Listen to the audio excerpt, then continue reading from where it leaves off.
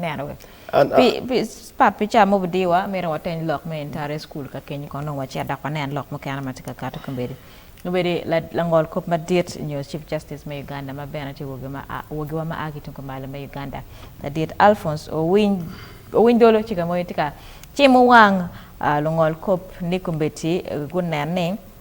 ki ngolo kop mabe pian ka yendo iti Lungol Kop mai tiki chui mo ni chui e ket me ngolo kop no dong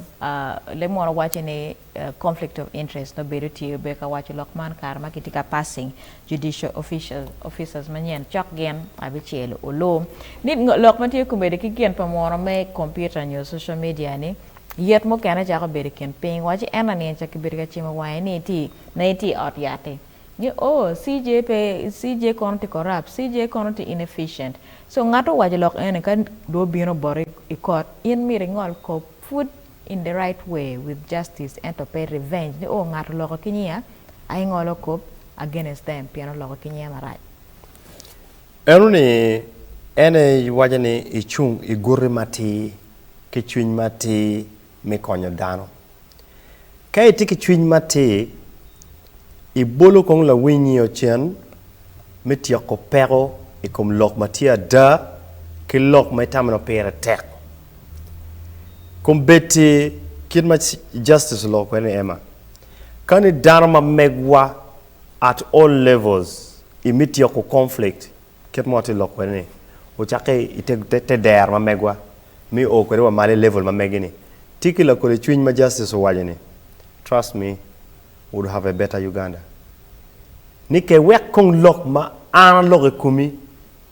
ke bi tiek lok ma mega ma keme ke chiek dog teach ma mege chiek wajeni ngo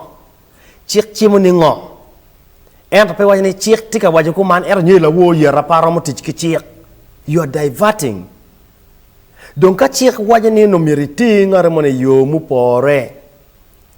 en ma pe kero your interest in it pe kero conflict mi chunyi ni la wo la robo yera o logo maraje kuma pabe tiyu ke chiek abe tiyu ke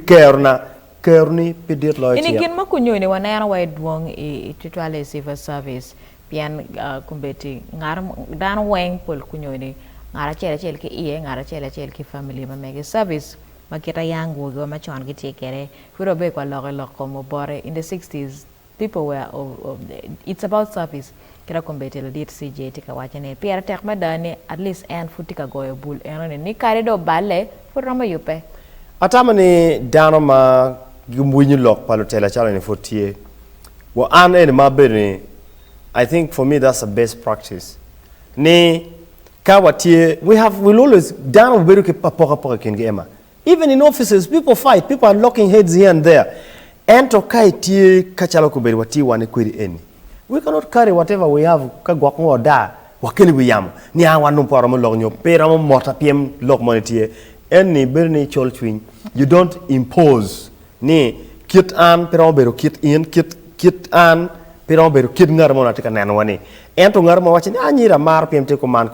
ento kire mo ni benetie ngar mo wen kit gitie ento gina pera tayeni kit wa mir puchwe yo mi teach ma megwa yes wek wano be dano mati ka wabino wa mi gina ngo ma dano mero munyu ne gina ngo ma dano mero niang dano beno wachi wa ngo matie enta pego wajini PM dati office madit inno pero matim gina ko ma inno pero matim gina ko ma chik wajini ngo kiri wa en mi munyu ki waje ki choy kono ghost employees ni chik tie ki to mero ki choy ko de dana teach enta pe kid dano ma do balle dano beno wajini ana dati boss teach mero watim ko man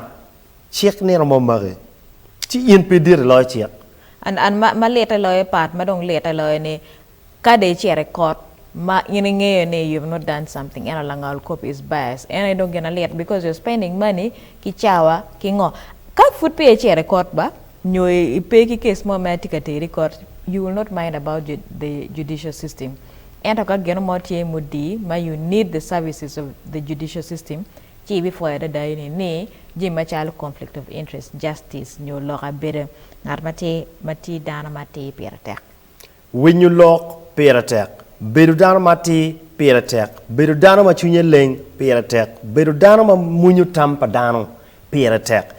in kiti cher office madit chalo la pirida pagamente nyo palwa kit ma ke kwero gena bicheleni wano to go lang kanchi wachini kot ma megwa peti ma dano ponye lo tij nok en ka ki meda bicheleni ema wati gimero go chet ki chwin mi gamotich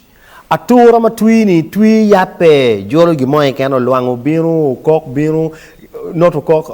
butterfly la fofo bini ye mero ngat magamo lok maduong ero keti gamo lok wa wachini jimi eni wengti me piem ni wa meto tieko peko matie dano tika vuri vuj maduong ata ingol mati mo bedo pe dano tika imunyi ko wachi case backlog eni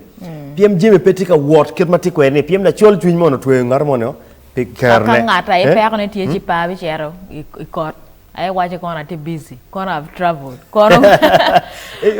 rombe we loka bar wani munyi ndolo miro kitiang loka bar muni an kese ne para mo handle case for judge for komelet judge traveling anyway man loka ikit me lok lo ba ko yu ma ti de da kada ko du ko mer ki lok wa me abagala